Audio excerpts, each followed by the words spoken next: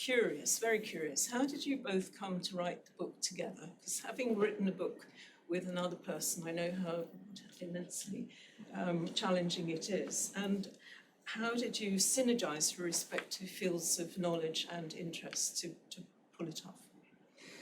Well, it's a very good question. First of all, let me say thank you for that very gracious introduction Thank you for inviting us here this evening. We're delighted to be with you, and thank you all very much for coming. So the car is the most successful consumer product ever made. It's a very interesting product too, because we are so careful with it, so curious about it, so committed to it, so interested in its future, that we find it very difficult to leave it alone or to give it up. We believe, of course, that the car embodies freedom, and that freedom for us is driving along an open road, imagining ourselves in some kind of American movie, where the car is curving past some bit of Californian seaside in some way or other. But actually the reality of the car is that 90% of the time it's completely stationary. And even when it isn't stationary, it's mostly stuck in a traffic jam. So the question is, why have we managed to convince ourselves that the car symbolizes freedom for all of us? And why that's important is because what the book's really about, it's about the car, but what it's really about is, where do we need to be at this point in history? Why are we finding it so incredibly difficult to make the changes we need to make? And so we decided to write about the car, because the car is something that we all share. Both Arthur and I are drivers, both of us like cars. And we know that many other people do too. So how do we put together the science, the information we have, with our emotions, with our anxieties about the future, with the fact that we don't trust our governments anymore? How do we deal with this large morass of non-action that we all seem to be part of now? And so we wanted to write about that, really. And the car was a way of getting ourselves involved in that. And we didn't have too many difficulties synergizing, because we've been working before with Fast Forward 2030, which is supporting young entrepreneurs who develop new business models to deliver on the United Nations Sustainable Development Goals. And so these are people who believe in change. And so because we were working with them, we thought, well, some people believe in change. And it's been great working with her.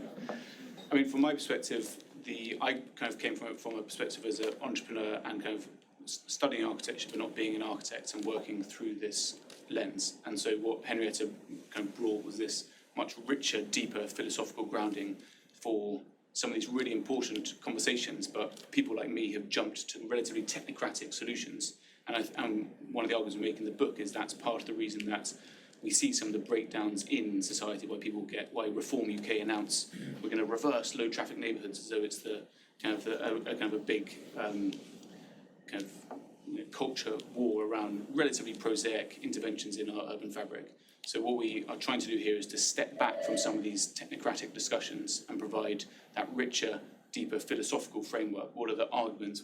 How can we bring the hearts and minds along with us as we try and change our cities, hopefully for the better, and for people to make them more livable for the billions of people who live in them worldwide. So the car is, as Henry said, is a vehicle to start these conversations. This is definitely not a Bible. This is not a book that says these are all the answers and off you go. And this is to try and begin a conversation around it, which is why we really love coming out and talking at events like this. Why we're doing a lot of podcasts at the moment and trying to provoke conversation and make sure that it's not just kind of talking into an echo chamber as well around it. So really central protagonist of the whole story is the car industrial complex. Now, lots of people wouldn't have a clue what that is, quite understandably, because it doesn't appear in any car advert, but it plays a really important role. So why is it so central, and the key role that it has in society? Is it really fundamental that we understand its weird and wonderful ways? Are there any wonderful ways, or is it all rather alarming? I mean, there are lots of wonderful ways, and also the thing to say is that we're not saying cars are terrible or that you're a morally bankrupt person if you drive.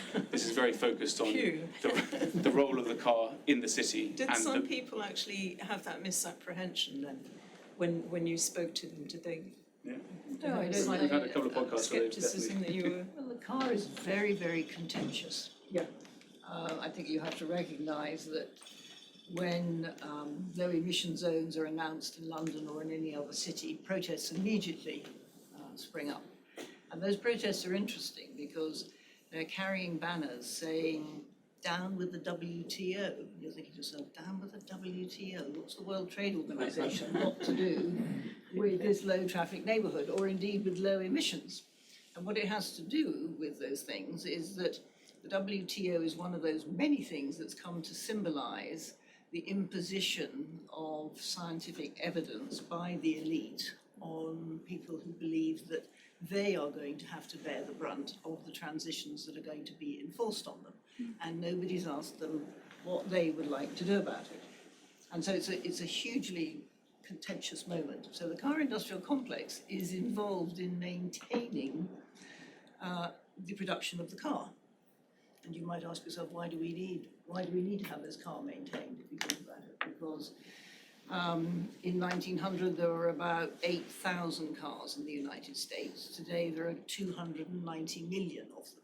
And if you just think about the fact that the United States is a very large country, 360 million people, but all of those cars are cluttering up every part of the States, just like they're cluttering up every part of the United Kingdom as we live in it. And there's no stopping this. So at the moment, China's producing more cars than ever. China is now the biggest producer of cars in the world. And the pressure is on to produce more cars. And not just in China and in the United Kingdom, who after all has just stepped in to give a large sum of money to Jaguar because there was an attack, or a cyber attack of some sort on Jaguar.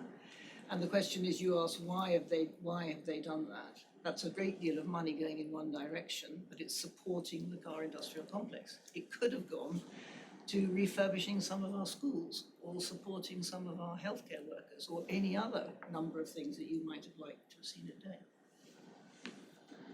And we try and unpack this as again, not to say that it's not necessarily a coherent body. It's talking about all the interconnected interests that come from it. So the government is not thinking there. I mean, the government is acting relatively logically. It's saying, let's protect jobs, let's underpin the supply chain, let's work through it. So we're not saying, in this myopic way, the government should not have made that decision. It's the way that the car industrial complex has knitted itself into our societies and our economy. So it becomes the default decision. And we stole the phrase from Eisenhower warning in his resignation speech about the military industrial complex. And we try and make the argument here, or we make a compelling argument here, I should say, that in fact he should have been warning about the car industrial complex in doing so. And it is really everything from, I mean, it's not car manufacturers per se, it's that 69% of all oil drilled is used in the private car. It's looking at how big tech is increasingly selling us this vision of the autonomous, the only issue with the car is that it's oil, and therefore you need to buy electric cars, or the only issue is that the drivers keep making silly mistakes and crashing, and therefore you need to buy an autonomous car instead. And so we're arguing here about less gross tonnage of car in the world and how we can reduce the miles driven. Because last year we managed to drive 17 trillion miles as humans, and we're on a route, especially if we're going to unlock the middle classes of the global south, who are going to according to the business plan of all the big car companies, that's what they're banking on their share price on, is that they're going to all start buying BMWs and Fords and start driving. And therefore, we're going to very soon be driving, we argue up to 100 trillion miles will be driven in the coming decades as well. And that's a combination of autonomous cars, electric cars, and the rise of kind of the middle classes in the global south as well.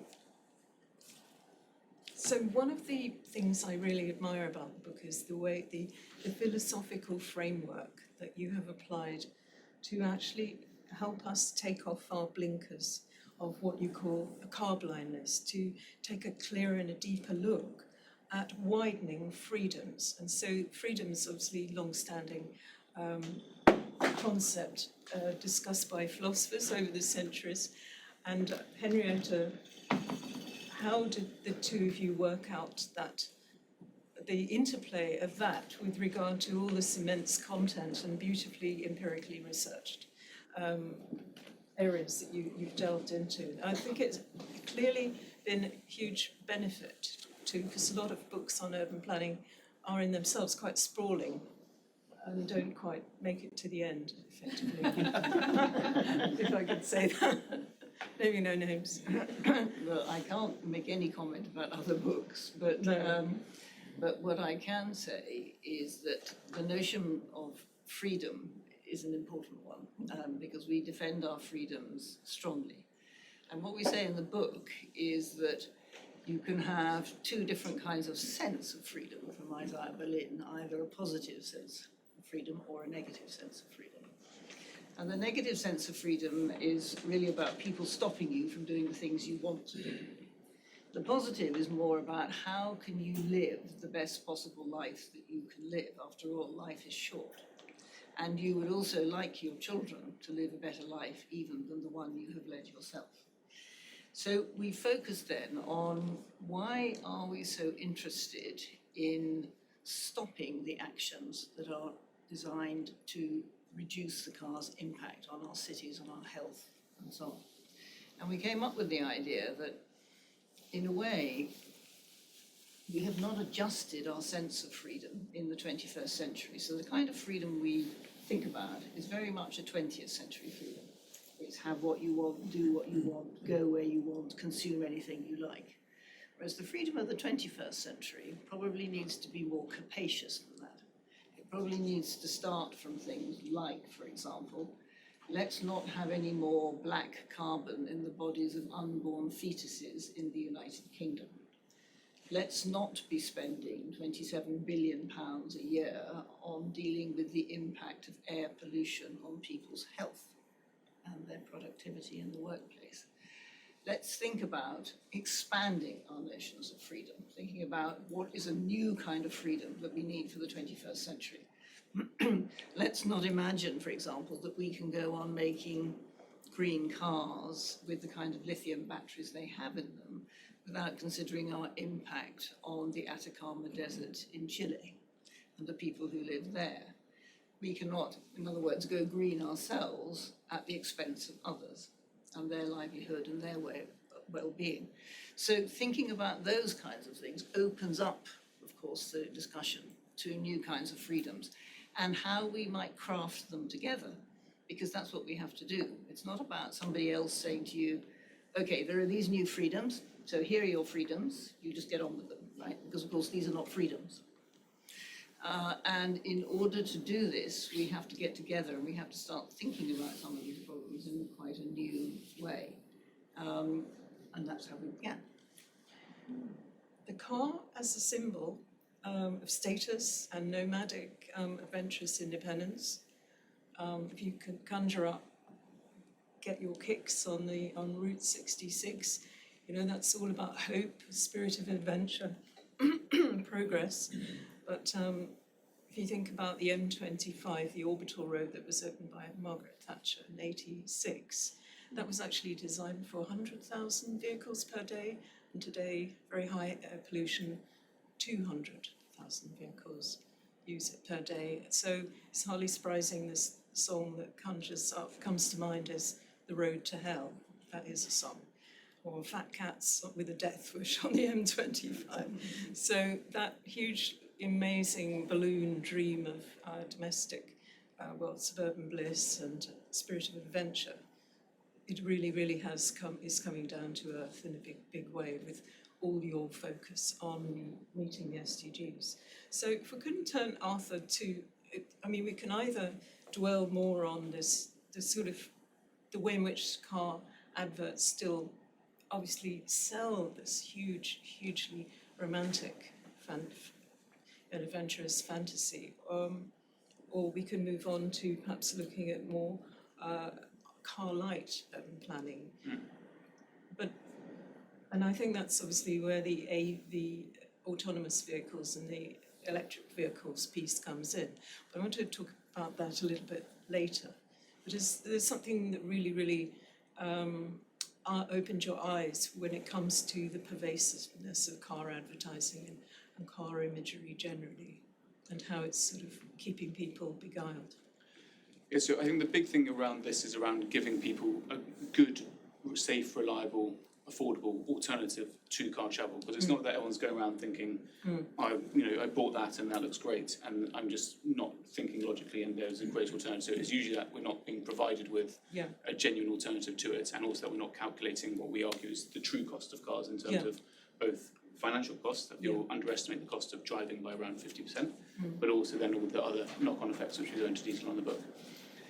And so we start off, and one of the things I was really excited by in discovering was some of the history around the car. And so we kind of go through a bit of a conceit of saying, kind of imagine the city of the future, and then describe a city, and it's in fact London in 1915, where we have an amazing person called Priscilla Norman, who was my favourite discovery of the book, who in 1915 was whizzing around on an e-micro scooter, which I had no idea about, because I thought this was kind of like a good invention by Lime. Because the e-car was invented in 1880 something, wasn't it? Yeah.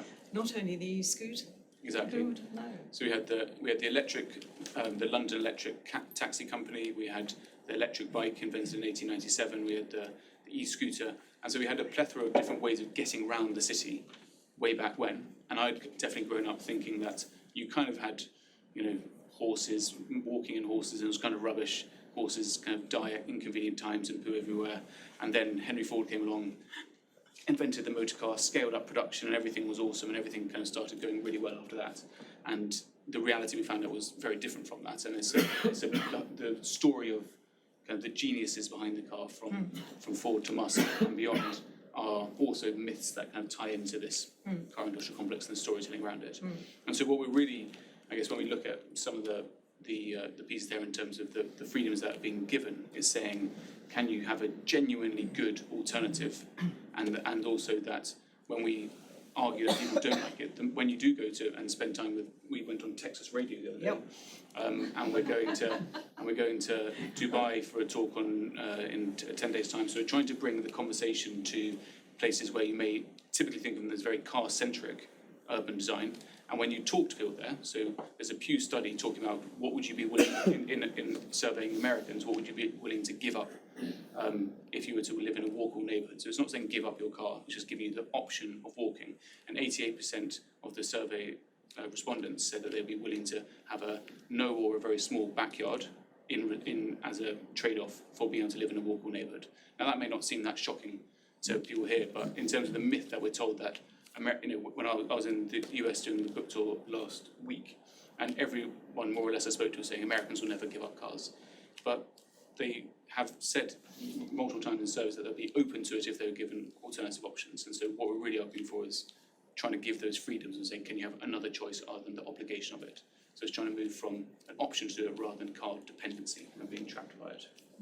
And of course, there are lots of people claiming back the streets, taking action, getting together in every city in the world to try and make sure that their children can cross the road safely, trying to make sure that they have more green space, trying to make sure that they can move around in different ways. That they're lobbying all the time for bicycle lanes, for rollerblade lanes in order to be able to get to school, for different ways of moving around the city. And lots of people do realise how expensive it is to drive, but the reason they drive is that they don't really have good alternatives, and it's the question of the good alternatives.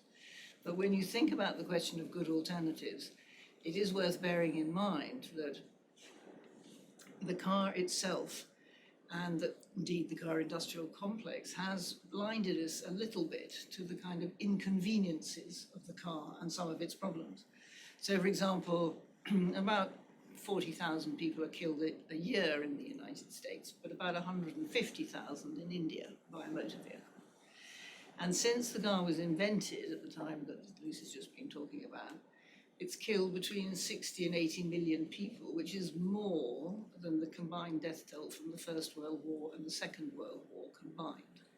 So if you were to approach someone today and said, we've had this really good idea of how you can get around, there is only this small problem that it's going to kill a very large number of people over a period of time. I mean, I do not think that this would be a vote winner. And I think this is the issue. The question is, the book starts by saying, what what can I know? And what can I know means, what are the things I should know about and be thinking about now? And can I talk to other people who all also know these things? And together, can we do something different for our local areas, for our towns, for our cities, for our rural areas? And the answer is yes. And all across the world, people are already doing that. So thinking about this, the allure of the 15-minute city, which is now being implemented in a lot of different places. 20-minute neighbourhoods are part of Scottish Parliament. Yep. New policy, for example. The Viennese have incorporated it. They actually already largely had it, or were in the, ahead of, in the avant-garde of implementing it. So, two-part question to Arthur. So, did you detect there's been incredible tactical urbanism reclaiming streets in the United States and Times Square and fantastic pedestrianisation. But beyond that, in the States, did you detect any intentional communities or enlightened municipalities delivering 15-minute neighbourhoods? And do you think it's been, there are areas in Europe and other parts of the world where it's been really successful? Yeah, so the example that I kind of come back to, which is my favourite one, but it's in a very unlikely space for it, which is in Dallas, Texas, which again I wouldn't have thought of as necessarily the most obvious place to find a really innovative solution for kind of knitting together communities, because there's a big issue generally, and I'm not sure. I know this is the Architects Guild, so there's probably some good urbanists in the room, but has anyone come across the urban sprawl repair manual or anything like this? There's some interesting books in terms of how to kind of knit together existing sprawling communities and incrementally increase the density of them. But one of the examples is the Dallas Interstate Cat Park, which is that in 1967, a large highway was built, a kind of 10-lane highway was built through the middle of a community. So you have to, beforehand you'd have to drive around about 25 minutes to get from what would have been a 2-minute walk across the same space.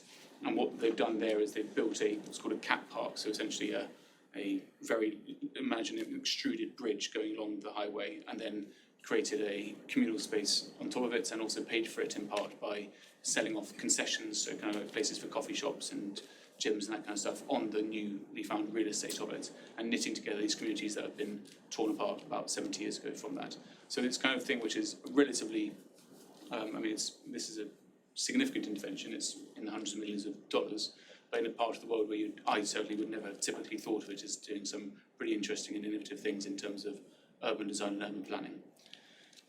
And also when we were here actually talking with Carlos Moreno about his vision for the 15-minute city, one of the things that he drew out, which I think is a really interesting one, was around commerce as a kind of tool of urbanism and social impact. I kind of generally thought of it as that you kind of have to bring the people to the solutions. So you bring people faster to large supermarkets, or you bring people faster from A to B. And he encouraged me to think in the inverse way of that, and saying actually if you can tactically introduce a corner shop as an example, or small little bits of commerce that you'd otherwise have to hop in a car to and go and do that from, that can also be a mode of urban planning. It doesn't have to be always ground up. It can be retrofitting in some of these elements to it as well.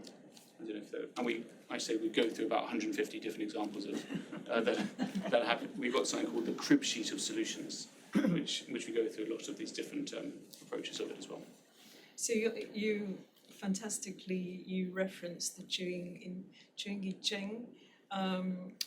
project in Seoul, where they basically took out the highway and they opened up a buried stream, and it took a long time to achieve, and they had to pay off some of the small businesses, which is a shame, so they left the area. But the downtown is now hugely populous, about 50,000 people a day go there. But I think the trade-offs, like Times Square, the residential and commercial value of property in the vicinity and neighbouring areas has gone up. But before, it was very, very down at heel. But I mean, in terms of environmental sustainability, it's way better. Do you agree that with the 15-minute neighbourhoods, which I'm not suggesting this is, one has to analyse which bit of the picture is missed out. It could be social housing, in which case there isn't that the live-work dynamic that Moreno is so in love with. Because that means then people perhaps have to drive further to go to work or rely on transit infrastructure that may or not be there. I mean, definitely. And it's stuff which I think to a lot of people in the room is blindingly obvious, because it's now, in London, it's actually codified in the London plan around trying to move towards car-free or car-light developments. It's trying to move towards mixed-use developments, and this sounds very obvious to a lot of people in this room, but in particular in the book, and what's unusual compared to other books that touch on similar things, that we look at some of the big megacities in the global south and how they're coming forward, and they're still building cities, sometimes from the ground up, which are car-centric urban design, which are completely zonal, which is some of the big issues around, for very good reasons, following some of the kind of terrible things happening in cities in the late 19th century. This zonal model of development, which kind of came from that, is now being started to be undone by some of these existing uses here, which we don't have time to go into the detail of urban planning here. But No, but I think one of the things that's, very important to understand is that it is about context. It's about people and it's about the place. So there is no one magic wand, no silver bullet, no one thing that will make all the cities of the world well and mean that you can deal with cars everywhere at once and there will be no problem. It's really about thinking carefully about what needs to be done in a specific place and finding the coalition of the willing who will make it happen in that place. It's work, and it's about working at different levels. So it's about working with local citizens, but it's also local civil society organisations, it's local business, it's local authorities, it's national governments setting the right kind of regulation and the right kind of space around that, shaping markets in a particular way with particular kinds of investments. So there is a lot that needs to happen, but the Seoul example is a very good one, because one of the reasons for transforming that park and bringing the hidden stream back into view was to create a green space, which has been hugely popular, as Lucy's just said. Had a massive rise in biodiversity, a great deal of interest for all people around it, and it has brought up values for commerce and for housing. So the kind of things that we're talking about in the book are not about going backwards, they're not about taking things back to what they were. They're about looking again at the assets we have consistently sidelined that we have access to and picking them up and doing something new with them. So it's absolutely not proposing that cars be banned, perish the thought, but because of their convenience, but looking at them as intentional tools. And I think you make a really strong case also for shared transport, and also looking particularly in the global south, but not exclusively, Henrietta, at putting more investment into the more informal forms of transport, for example. And I think that's a really interesting swathe of research that's been brought in a very insightful way. I'll just say something about this briefly and then bring Arthur in, but I think that one of the things in the global south is that many people do not have a car.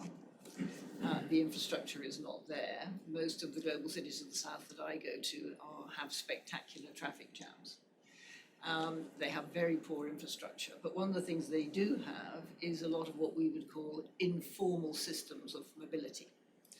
And those informal systems work very well. They are mostly small little buses, or they are little bicycle rickshaws, or they're other kinds of things which are on-demand systems and which people share, and they can sum them up and move as they wish. So people do this, and actually they move the vast majority of people, because the vast majority of people in a city, like Lagos, like Nairobi, are not sitting in the car, nor are they sitting on the bus, because neither the car nor the bus are going anywhere. The big bus, what's going somewhere are these little guys who are going around the back streets and picking people up and dropping them off.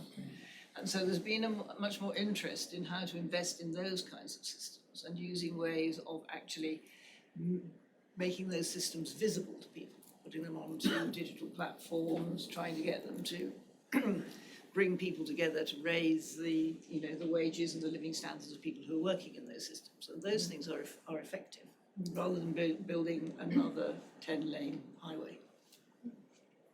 And again, some of the pieces that we try and touch on around how the global north can learn from the global south, rather than it being, we usually assume that all good ideas come from kind of a few square miles in Northern California. And again, in the book, we quote Mr. Musk, who kind of stands up and claims he's invented the idea of the Mutatu and rebranded as the Robo-van, amongst other things. And so we're trying to say that these things have existed formally and informally in very successful cities around the world, and that again through maybe, dare I say, through some lack of regulation or not trying to control everything, some amazing things can come from that also. So we don't have any kind of solutions necessarily for that, but more observations in terms of saying what can we learn from there and how can we benefit from that wisdom. Yeah.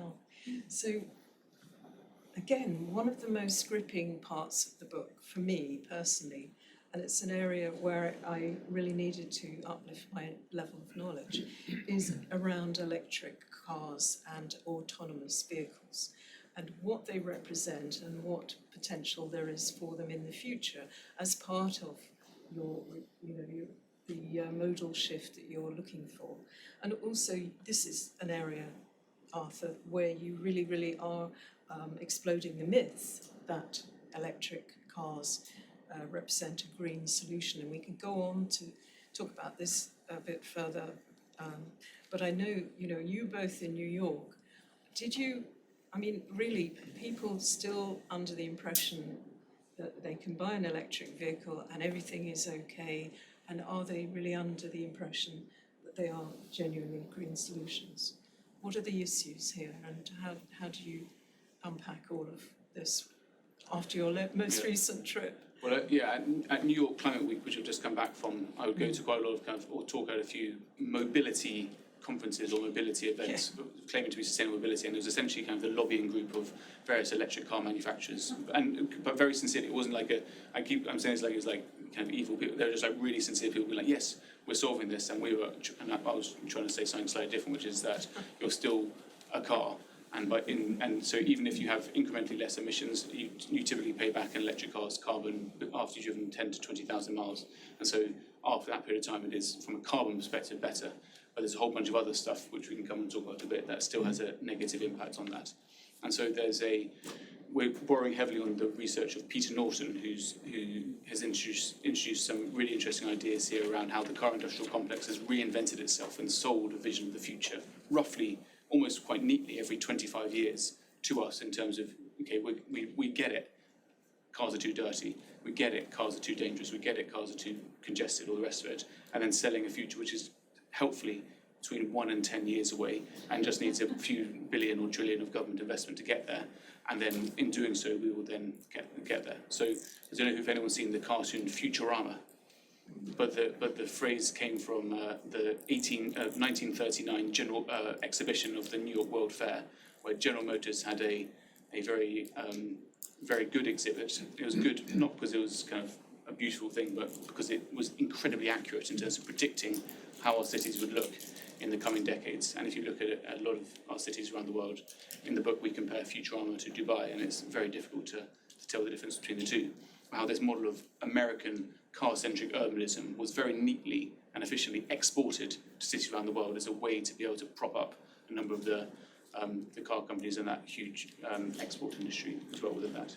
Fantastic. And then, of course, the other intrinsic side to this that you lay bare in a really compelling way is the dirty truth of the mobility transition, which is the shocking story of green extractivism. So, Henrietta, it's damaging impacts. How do we square this with the car industrial complex and our need to move to car-light living?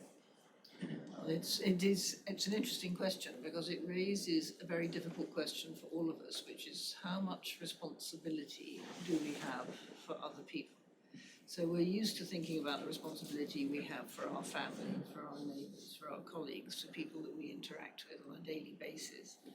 But how much responsibility can we be asked to have for people whom we don't know and we have never met, but who are being impacted by the kind of lives that we're leading. Now, for some advocates, people would say, well, you have to have responsibility for everyone. Well, I don't know about you, but I don't think I can handle having responsibility for everyone. And I think most people can't handle having responsibility for everyone either, right? And in any case, when you're overwhelmed by that kind of moral demand, the first thing you do is rush off to a cafe and drink a coffee and eat a large chocolate cake, or go to a bar. And neither of those things are likely to help with the problem either. So you have to find a way of being able to address these issues in ways that make sense. So there have been several things that have been suggested, and some of them I think very good. So one of them is that in terms of people who are working as part of the value chain of an industry overseas, we could look to manage not trade, not by imposing tariffs on them, but actually by engaging between unions here and unions in a place like Chile, for example, and pushing the Chilean government to improve the quality of people's lives, to give people pensions, to improve their working arrangements, and also to move faster on the technological constraint on what's actually happening at the local level, just as we would here. So something like the Atacama Desert lack of water was happening somewhere in the United Kingdom, somebody would have done something about it fairly quickly. So we have different ways in which we can approach these things, but they're tricky. And I talk in the book about the Mississippi River. The Mississippi River runs through 10 states in America. So, and that is a heavily polluted river. Now imagine if you got all the people who lived along and worked and transported things down along the Mississippi through all of those 10 states together to take responsibility for the health of the Mississippi River. You would have done a rather wonderful thing, and you wouldn't need to know everybody either. You just need to be part of some kind of movement that wants to make that change. Fantastic. So I'm very keen to turn it over to the audience to give you the opportunity to ask Arthur and Henrietta. We will just have two more very fundamental questions. One is the economic reality of car dependency, because you make a big point of talking about the hidden bill of the car industrial complex, that us in our lives are perhaps to a high degree unaware of that. And there are things like, obviously there's a rise in the value of commercial and residential properties in a neighbourhood relating to reduced car use. For example, that's positive for some people, but maybe not for all. Potential gentrification. It's a bit like SimCity, you know, some things go up and others go down. And then and you also point out delivering car facilities as intrinsic to housing development adds hugely to the overall cost. How much by? It's really quite alarming. Tell us what you discovered.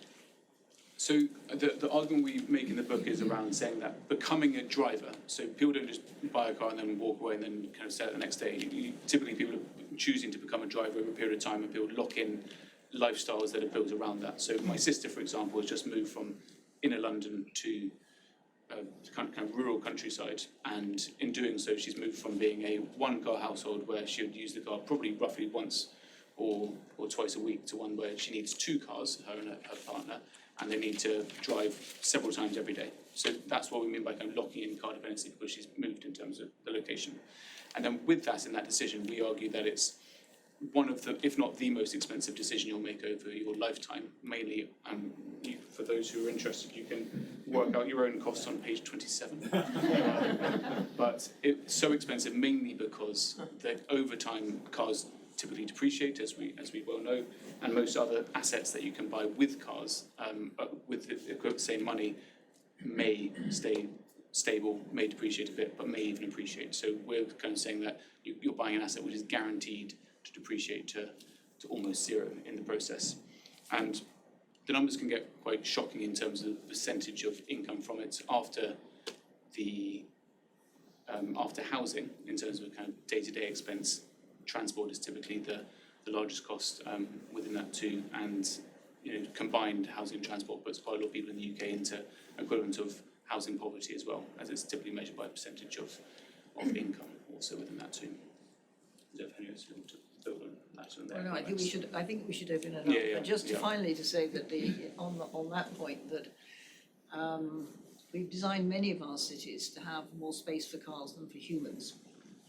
And of course, as you put cars parking space into a housing development, you are essentially charging everybody in the cost of the house for the cost of the car, which is not going anywhere.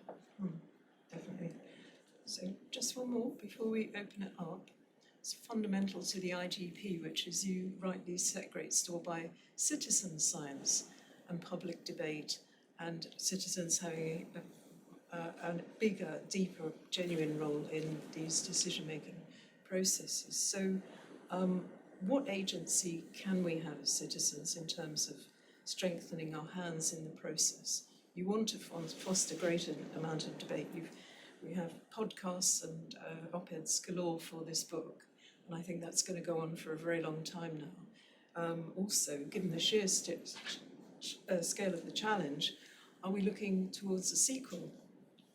A sequel, both of you. A sequel. Wow, that's good.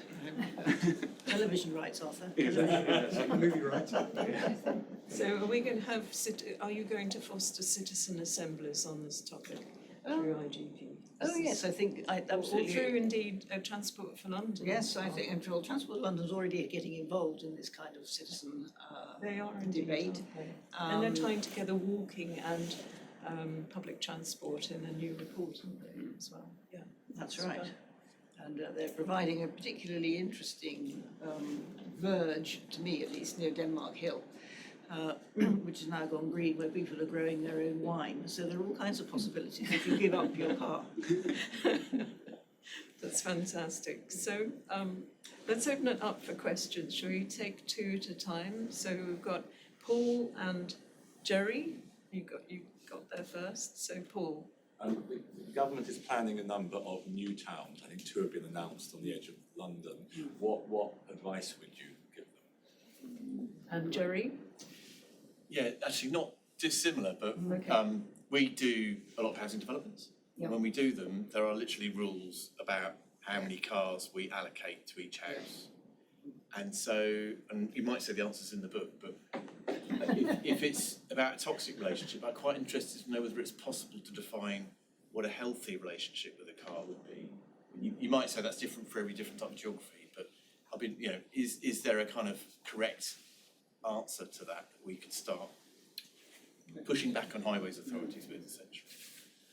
I mean, my view, just to take both first and then hand over to Henrietta, is on that point, I think that we do need and want cars in our lives in some capacity, so it's definitely not saying no cars everywhere. I think that what I'd say if I was in the conversation with the local authority, they would be saying, give people the option and give the designers the option of including some element of parking, but not the obligation to. And this, again, is kind of this joined, and one of the challenges in the writing of the book was that it is not a silver bullet, there is a joined up thinking around that, so there needs to be walking, cycling and public transit infrastructure available in the development, which I'm sure as a designer and an architect you'll have delivered anyway, but giving people genuine, affordable, reliable, safe options that exist alongside it is a strong route to that. And again, as given the example of my sister, she's not able to get around her neighbourhood without it. There's no safe, affordable, reliable alternative for it. And so looking at how you can knit in, and again back to Carlos Moreno's points around knitting in commerce into that immediate community as well. It might be saying, okay, this is a housing development of 200 units in a ex-urban area. We don't currently have an idea of a coffee shop, say. Like, could we integrate some of these elements into it? So it's trying to bring those mixed-use urban planning alongside transit, alongside the immediate urban realm and all those things into one place. And is it, yeah. But I mean, again, it's relatively commonsensical to a lot of design codes, but again, I'm not sure the part of the UK you're talking about, but It varies, that's the it varies a lot trouble. from place to place. And I'd say a pretty similar one in terms of the new towns. I mean, some of them are within kind of the kind of Greater London area, and so they are increasing kind of transport-oriented, hopefully increasing transport-oriented developments, and most of the early designs I've seen of them do include a kind of a less car-centric model of it, or certainly that's what the kind of the marketing spiel seems to be around it. personally, I'm generally a much bigger fan of how you can incrementally increase density in existing cities and towns rather than creating new towns. However, the small point of this seems to be that these are kind of sometimes new places within it, or kind of improving places within existing towns. So it's a slightly fudged answer, but it kind of. So does that mean you're against the Cruise Hill in Enfield? Because that is Greenbelt, isn't it? Isn't it? Greenbelt, or is it Greybelt? It's Greybelt. Yeah, I've got What's issues your with the line term on it? grey belt. Oh, yeah. I'll hand over. I've got issues with a lot of things. Well, I can't say much about the issues to do with discussions about green belts and grey belts, fortunately. But I think the key to what you've both asked is thinking about social connectivity rather than planning to start with, right? So how do people get about? How do they interact with each other? Can they get out of their house and go to a pharmacy, a GP, a gym, a swimming pool, a bakery? Can they do any of those kinds of things? And you could look also to cities which have been overwhelmed by people as well as by cars, which is interesting. So I think both Barcelona and Florence are both interesting examples. Now, of course, they are traditional cities and the centre of them is small. But in Florence, they've done a huge amount to make sure that, you know, most of the day and most of the week, you cannot drive through a neighbourhood unless you are a resident. Cars just not allowed in the central part of the city, which means, of course, that everybody is on their feet. They're all going out to restaurants. The tourists are doing much better. If you look on the internet, you'll find that a lot of people say, don't go to Florence because you won't be able to drive your rented car right up to the door of the Uffizi. And you would think, well, you know, there are plenty of reasons why you shouldn't be driving your rented car right up to the door of the Uffizi anyway, so please don't. But I mean, you know, so there's always debate over these things, and there's always dispute. But I think social connectivity is the issue, and it's really running all of those new towns as if they were interconnected villages, which is, you know, when you go out in London now, I go to central London, I wouldn't dream of taking the car with me. What are you going to do with it? Someone will tow it away or impound it, or something will happen to it, or it'll get scratched, or I mean, the thing's a nuisance. It's a nuisance. You don't need it, right? But there are moments when you do, and it's having that choice that's the key thing. So really, public transport and public services are the fundamentals for that process.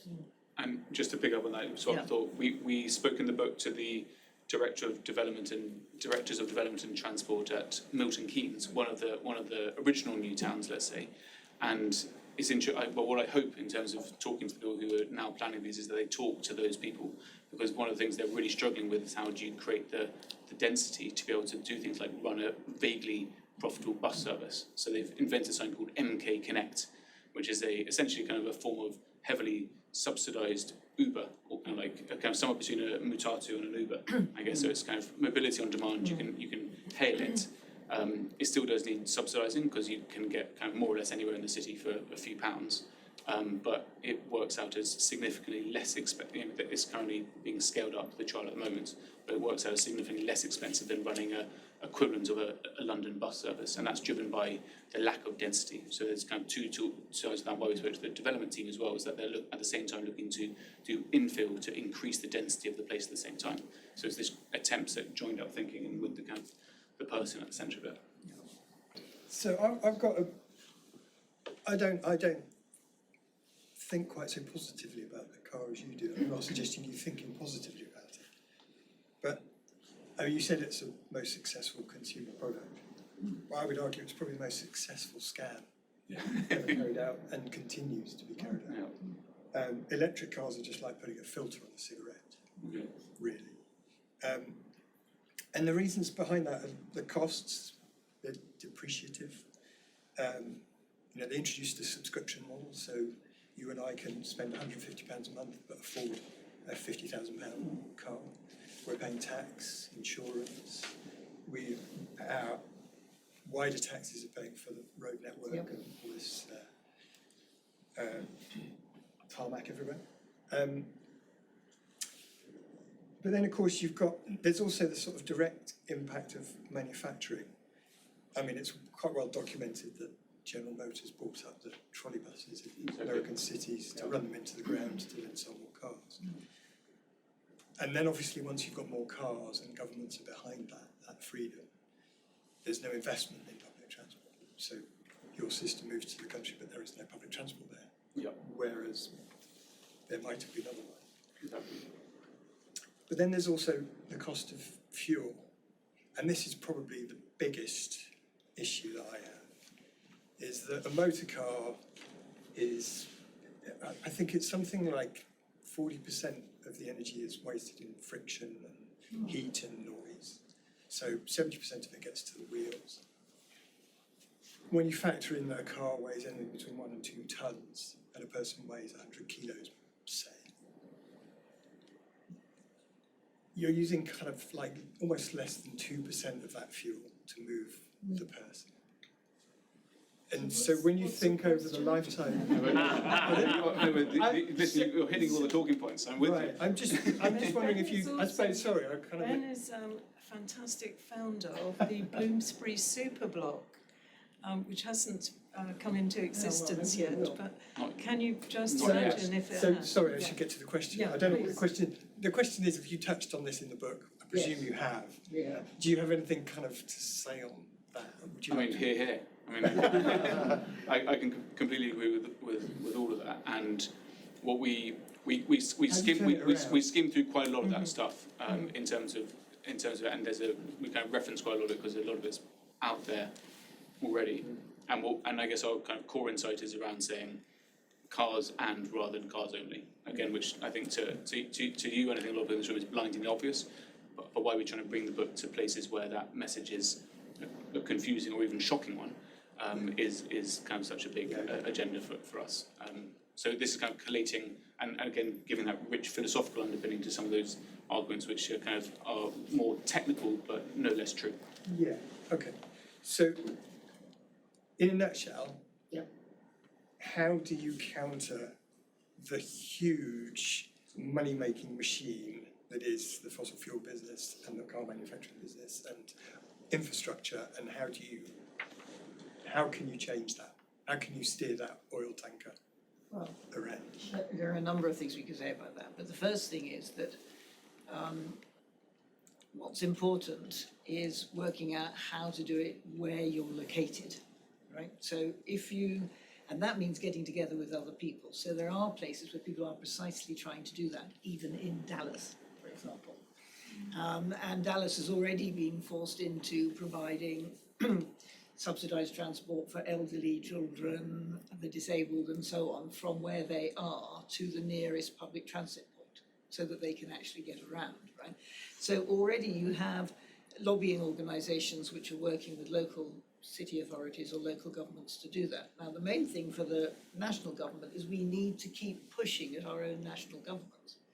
And we don't actually push very hard at the moment in the United Kingdom, because actually at the moment we're having a series of discussions or rows, if you like, between different groups of people in the United Kingdom, and transport and cars, along with migration, are the cover for other kinds of problems that we have, right? And so those are the conversations we can have, because there are so many other conversations we can't, right? So there is pushback and it is difficult, but lots and lots of cities around the world have actually started making a difference. And if you were to look in, Barcelona or Los Angeles or Florence or Seoul or, even in Dubai, there are already organisations who are pushing for this change. So the main thing is to move with those who are the coalition of the willing. How do we get rid of Mr. Musk? Well, that's not something keeps me awake at night. I'm kind of hoping he's going to be mortal like the rest of us and just disappear off at some point. But it's what you're saying is right. But it's also important not to lose hope by being overwhelmed by the fact that it is a massive system that we're up against, because there are actually plenty of other people who are pushing on your side. And the tactical owners of the Bloomsbury Superblock Yes. is amazing. So you're doing exactly that, starting So let me at know. home. I live around there, so I'll be happy when you Yeah, you've got another supporter. Okay, this gentleman, please. We talked a lot about the United States, and that's potentially a special case because it was an a lot of it was built around the car. But if we look in Europe, I'd like to, if you look at even at London, which is meant to be one of the more progressive parts of the country, a lot of the public spaces here are pretty poor. Look at Parliament Square, it's just essentially a racetrack, it's 4 or 5 lanes of traffic. It's very dangerous, polluted, unattractive. Look at the huge problems they've had trying to pedestrianise Oxford Street.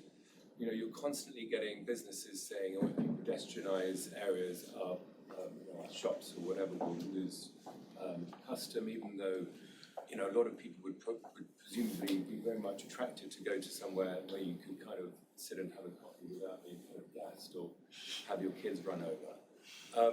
So the question is, do you think that Britain, compared with our European kind of neighbours, has a particular kind of attachment to the car, perhaps because of our kind of very individualistic culture and political philosophy we've got? And how do you start making progress? Because if you can't make progress in the centre of London, it's quite depressing. And what they've been talking about Parliament Square for decades. How can we start making progress, and how can we start pushing back and showing people? Because if you can, they pedestrianised a quarter of Trafalgar Square in 2003. If you can start having some of these kind of flagship projects which work, and people can really see how inspirational they are, and London being the capital, people will come here from all over the country for day trips, and they might go back to their towns and cities and think, actually, it does work and it is the future. How can this progress be expedited, and how can we get more urgency and more investment, and just stop talking about stuff and start actually making a difference on the ground? Well, you're right. The progress has been terribly, terribly slow, and London has no excuse. Although London is now in a situation where it is doing a huge amount more than many cities to actually address issues. And one of the important things is to get Arthur on the board of Transport for London. That is where you need to be, is in those spaces and places, making the case. But I think you need to do it also at the local level. And, Ljubljana, the capital of Slovenia, was a very good example. So there was huge pushback. Nobody wanted to pedestrianise the centre of Ljubljana. They didn't like it. The cafes were complaining, the shops were complaining, everybody else was complaining when they did it. And then 10 years after they did it, they went back and said to people, so how do you feel? Would you like to have the car back? To which one person said, why would I want to have a beer with a car? Right? So people do understand when that change happens, and you're absolutely right. We need enough volume of change for there to be the kind of leadership around it. But we also need to take up, business has a very, very big responsibility here, and business leaders in particular, because there's no reason not to pedestrianise these big streets in London. The footfall would be enormously enhanced. If you pedestrianised the rest of Trafalgar Square, imagine what that would be like. Every single restaurant that's on the bottom edge there, of which there are quite a number, would have many more people going to them. At the moment, very few people do, because unless you happen to know there's a very good Chinese restaurant on the south side of Trafalgar Square, which, by the way, there is, then you can't get there because there's a huge, great big road and traffic jam, which you don't even know it's there. So much more of this needs to be done, but you need to lobby at the local level, and the most powerful thing is people together. I think that's the only way forward, really, and action. The lack of action by business is miserable, and there's no excuse for it, because actually the transition would make them all much more profitable.